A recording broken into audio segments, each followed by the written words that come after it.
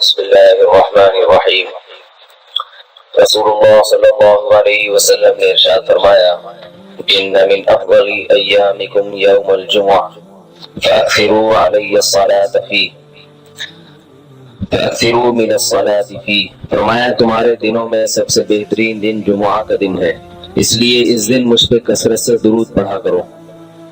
فإن صلاتکم معروضۃ علی، اس لیے کہ تمہارا درود مجھ تک پہنچایا جاتا ہے۔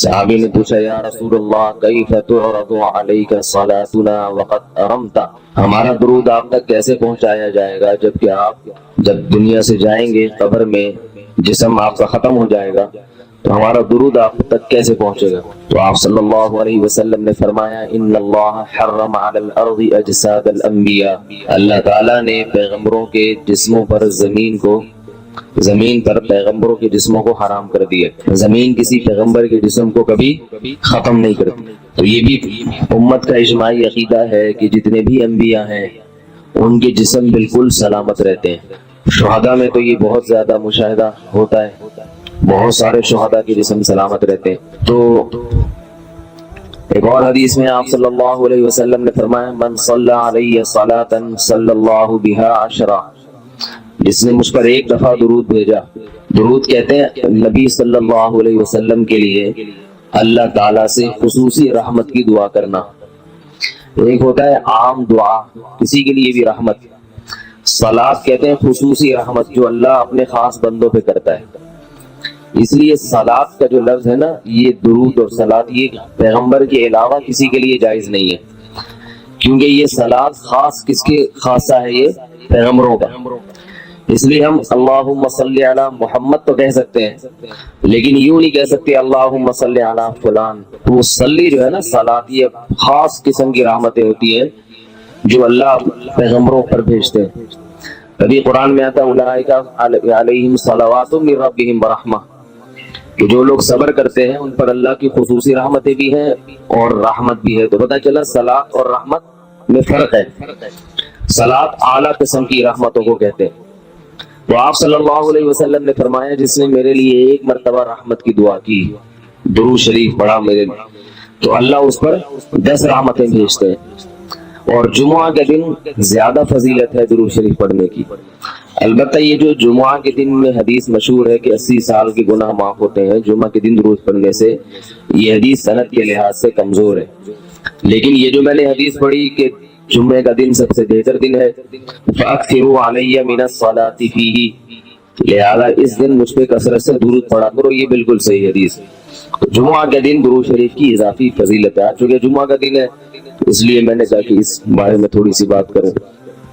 ایک اور حدیث میں آتا ہے رسول اللہ صلی اللہ علیہ وسلم نے فرمایا لا تجعلوا قبری عیدا وصلوا علی فإن صلاتکم تبلغنی حیث کنتم، فرمایا میری قبر کو عیدگاہ نہ بناؤ۔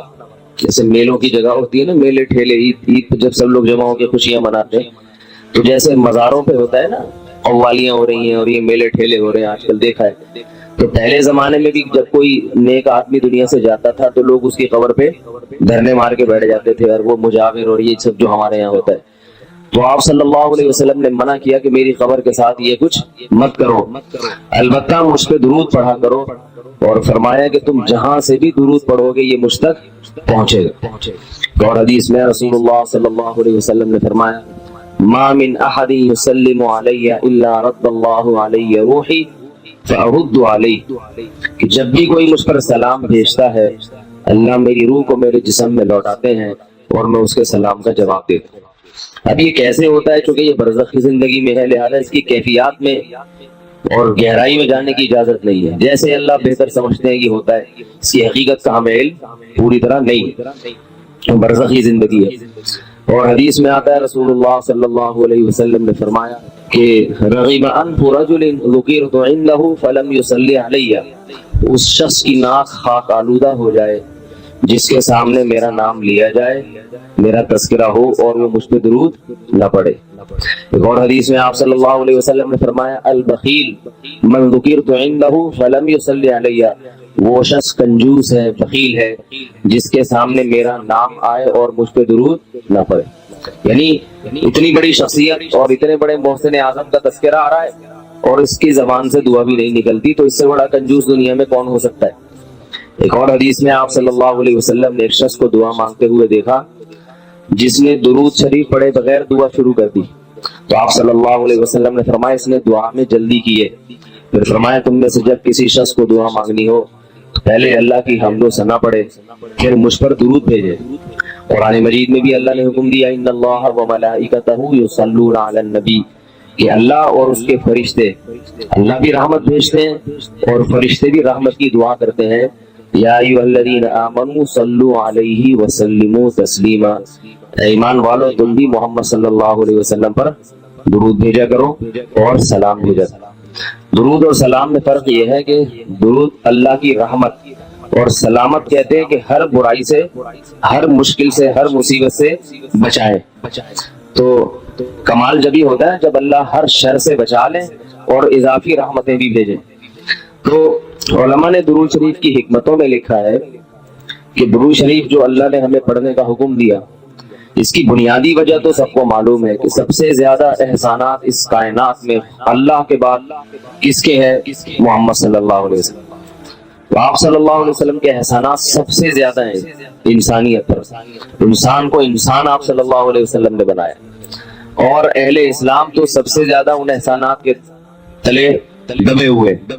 تو ہم کوئی بھی عبادت اگر کر رہے ہیں، دعا بھی اگر مانگ رہے ہیں، تو یہ بھی کس کی وجہ سے توفیق مل رہی ہے؟ نبی صلی اللہ علیہ وسلم، کیونکہ آپ صلی اللہ علیہ وسلم نے ہی یہ ساری چیزیں سکھائی ہیں۔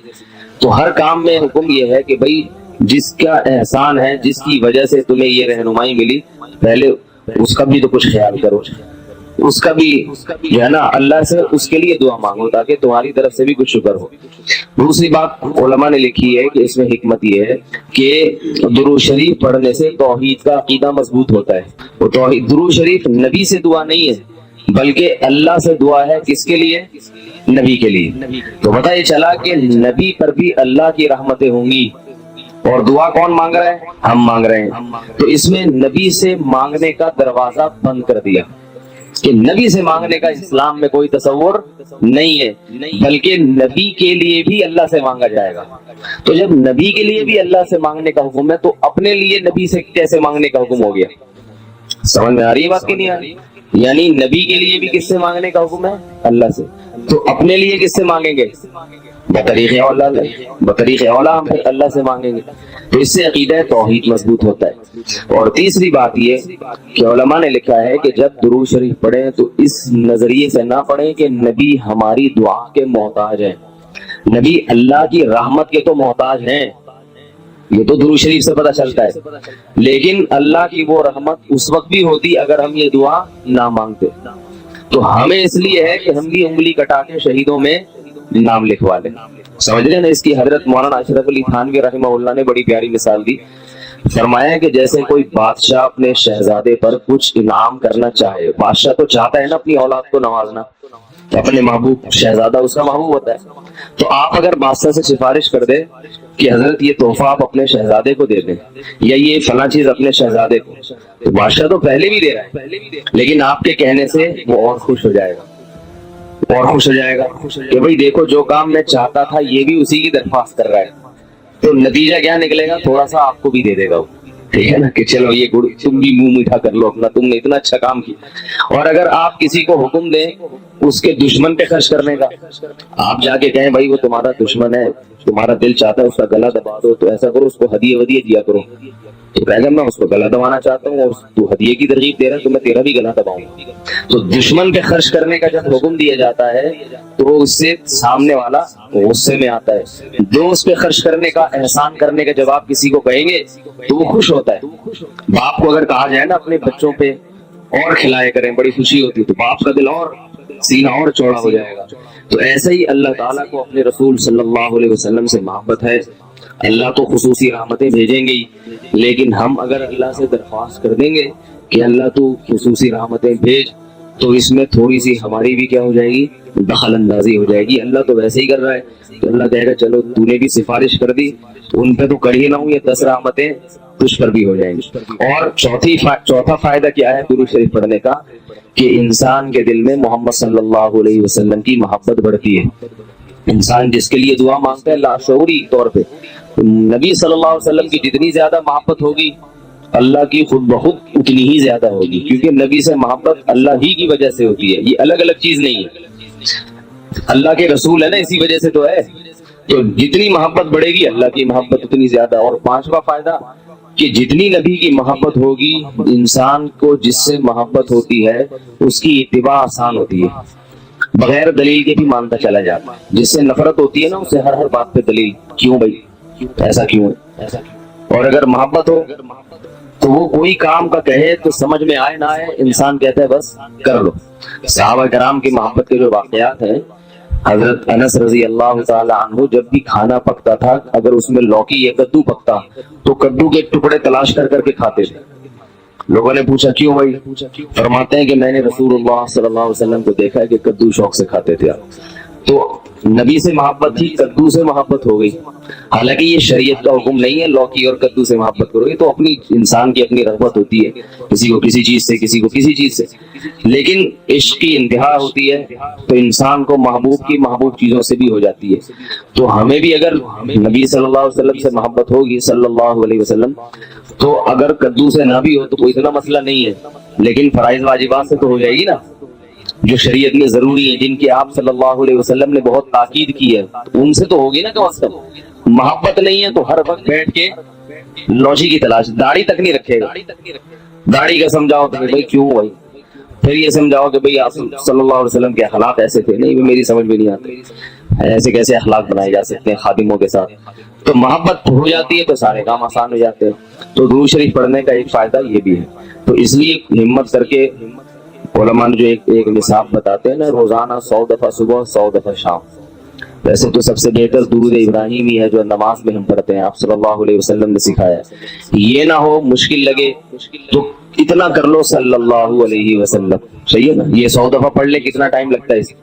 صبح 100 دفعہ پڑھ لیا، 100 دفعہ شام کو پڑھ لیا، اور اگر پورا ہفتہ توفیق نہیں ملتی تو کم از کم جمعہ ہی کے دن پڑھ لے انسان۔ سمجھ رہے بات کو؟ نہیں سمجھ رہے بھائی؟ مرحلہ نہیں آ رہی؟ جمعہ کا دن پڑھ لے انسان، اس میں زیادہ فضیلت ہے۔ اور یہ جو درود شریف ہے نا، یہ صلی اللہ علیہ وسلم پورا پڑھنا چاہیے۔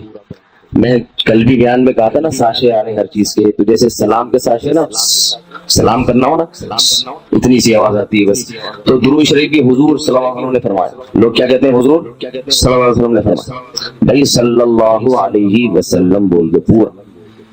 لکھنے میں بھی علماء نے بیان کیا ہے کہ ایک مجلس میں، کسی مجلس میں جب آپ صلی اللہ علیہ وسلم کا نام آئے تو کم از کم ایک دفعہ درود شریف پڑھنا واجب ہے، بار بار واجب نہیں ہے، بار بار افضل ہے۔ مجلس میں جب ایک دفعہ نام آیا تو پہلی دفعہ بہرحال واجب ہے، یا کم از کم ایک دفعہ اس مجلس سے، بار بار پڑھنا ضروری نہیں ہے، بہتر ہے۔ تو یا تو پڑھے ہی نہیں، ایک دفعہ پڑھ لیا کافی ہے، لیکن پڑھے تو پھر ساشے نہ لے کر آئے، درود شریف کو بگاڑے نہیں، پورا ہونا چاہیے صلی اللہ علیہ وسلم۔ اور اگر آپ کو ڈر یہ ہے کہ نہیں بار بار پڑھنے سے میری زبان گھس جائے گی، نقصان ہوگا اور توانائی کم ہو جائے گی، روزہ زیادہ لگے گا، تو ایک ہی دفعہ پڑھ لے، مگر طریقے سے پڑھ لے، ساشے نہ لے کر آئے صلی اللہ علیہ وسلم، اس طرح نہ کرے۔ اسی طرح لکھنے میں بھی آپ صلی اللہ علیہ وسلم کا جب نام آئے، مجلس ایک ہے تو ایک دفعہ کہہ دیا اپنی زبان سے، لکھنا واجب نہیں ہے، آپ صلی اللہ علیہ وسلم کے نام کے ساتھ درود شریف لکھنا واجب نہیں ہے، افضل ہے۔ تو یا تو اگر یہ ڈر ہے کہ میں نے لکھ دیا پورا نام تو میرا پین گھس جائے گا، سیاہی کا خرچہ زیادہ آئے گا، پیسے زیادہ بھرنے پڑیں گے، مجھے مہنگائی کا دور ہے، اتنی سیاہی میں افورڈ نہیں کر سکتا، تو پورا نام ہی نہ لکھے، یعنی درود شریف لکھے ہی نہیں۔ لیکن اگر لکھنا ہے تو چھوٹا سا سواد نہ ڈالے، سمجھ رہے بات؟ باقی ساری چیزیں پوری ہیں، یہ نہیں کہ والد محترم میں صرف واؤ لکھ دیا، ابا خود ہی سمجھ جائیں گے والد کی بات چل رہی ہے، ٹھیک ہے نا؟ زید کا نام آیا تو زے لکھ دیا، کبھی ہوتا ہے ایسے؟ ہوتا ہوگا شاید آپ کے یہاں۔ اور جتنی باتیں آ رہی ہیں صرف کچھ ساشے پیش کر دی، ایسا نہیں ہے۔ جب درود شریف لکھنے کی بات آتی ہے تو صرف چھوٹا سا سواد ڈال دیا، تو بھائی اتنی تکلیف اگر ہو رہی ہے تو نہ لکھو، کوئی فرض تھوڑی ہے۔ لیکن اگر لکھنا ہے تو احترام کا تقاضا کیا ہے؟ پورا نام لکھا جائے صلی اللہ علیہ وسلم۔ دیکھو حدیث کی اتنی بڑی بڑی کتابیں محدثین نے جو لکھی ہیں، کتنی بڑی بڑی کتابیں. جب بھی آپ صلی اللہ علیہ وسلم کا نام آئے گا تو محدثین پورا درود شریف لکھتے ہیں صلی اللہ علیہ وسلم. کسی حدیث کی کتاب میں امام بخاری کی ہو، امام مسلم کی ہو، یا ابن ماجہ ہو، یا صحیح ستہ کی جتنی کتابیں اس کے علاوہ بھی ہیں، جب درود ہوگا تو پورا صلی اللہ علیہ وسلم ہوتا ہے. تو لکھنے میں بھی اس کا اہتمام کرنا چاہیے، پورا نام لکھ دیا جائے. یہ جو میں کہہ رہا ہوں نا قلم گھس جائے گا اور یہ ہو جائے گا، یہ تو بخیل آدمی کے لیے، ورنہ کس قلم تھوڑی گھستا ہے. لکھنے پورا تحریر لکھ رہے ہو، جب بھی نام آئے صلی اللہ علیہ وسلم پورا لکھنا چاہیے. اللہ تعالیٰ عمل کی توفیق عطا فرمائے. ایک چھوٹی سی آخر میں بات سن لیں کہ آپ صلی اللہ علیہ وسلم کا جو لقب ہے نا، لوگ مختلف ناموں سے پکارتے ہیں. کوئی کہتا ہے حضور اکرم صلی اللہ علیہ وسلم نے فرمایا، یہ بھی ٹھیک ہے، آپ سب سے اکرم ہیں. کوئی کہتا ہے سرور دو عالم صلی اللہ علیہ وسلم نے فرمایا. کوئی کہتا ہے آ حضور صلی اللہ علیہ وسلم نے فرمایا. یہ سب ٹھیک ہے نام، لیکن سب سے بہترین جو نام آپ کے لیے ہے رسول اللہ صلی اللہ علیہ وسلم، کیونکہ اس سے بڑا لقب کوئی بھی نہیں ہے. رسول اللہ کا مطلب اللہ کے سفیر، تو یہ سب سے بڑا منصب ہے. اس لیے عام استعمال میں جو صحابہ کا بھی طریقہ تھا، نبی اللہ، صحابہ کیا کہتے تھے؟ نبی اللہ یا رسول اللہ. تو محدثین بھی جو لفظ آپ کے لیے استعمال کرتے ہیں رسول اللہ صلی اللہ علیہ وسلم یا نبی اللہ، تو عام استعمال میں یہ زیادہ بہتر ہے. وہ بھی ٹھیک ہے، سرور کائنات حضور اکرم شفیع المذنبین سب صحیح ہے، لیکن ہوتا ہے نا جب بہت سارے آپشن ہو تو انسان سلیکٹ کرتا ہے سب سے بہترین کو. تو سب سے بہترین لفظ آپ کے لیے کیا ہے؟ رسول اللہ. یہ سب سے بہترین لفظ. اللہ تعالیٰ سمجھنے کی عمل کی توفیق.